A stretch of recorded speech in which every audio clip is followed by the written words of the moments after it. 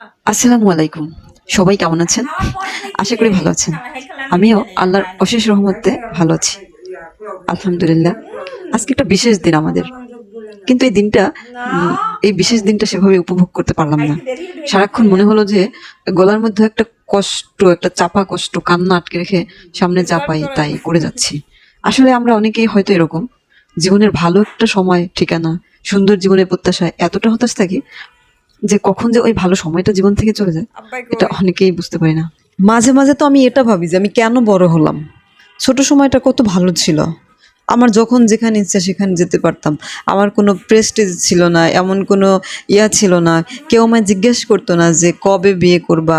মানে বড় হওয়ার মানে যখন ছোট ছিলাম তখন খালি ভাবতাম কবে বড় হব, কবে বড় হব, বড় হয়ে এটা করবো সেটা করবো। বড় হওয়ার পরে ভাবতেছি যে কেন বড় হলাম। ছোট সময় তো অনেক ভালো ছিলাম।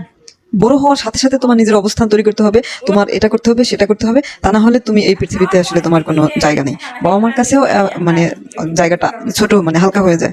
মানে জীবনটা কত কঠিন, তাই না? মানে ছোট সময়টা কত ভালো ছিল। বড় হওয়ার সাথে সাথে হচ্ছে গিয়ে যদি তুমি এগুলো না করতে পারো, তোমার জীবনটা তুমি সঠিকভাবে পরিচালনা করতে না পারো, তাহলে হচ্ছে গিয়ে তুমি মানে আর নেই, তুমি আর কারো মানে তুমি ব্যানিশ। তো এই তোমার কোনো আবেগের মূল্য নাই, তুমি কষ্ট মানে মনের মধ্যে কষ্ট জমতে জমতে এক সময় তুমি ব্যানিশ হয়ে যাবো। এই আর কি। মানে এগুলো ভাবতে ভাবতে না মানে আরো অনেক বেশি ছোটবেলায় ভাবতাম বড় হয়ে আমি গরিবের সাহায্য করবো, ওই যে একটা ডায়লগ। বড় হওয়ার পরে দেখি আমি নিজেই নিতান্ত গরিব। আসলে নিজেই সাহায্য প্রার্থী। কেয়ার করার আল্লাহর ইচ্ছা।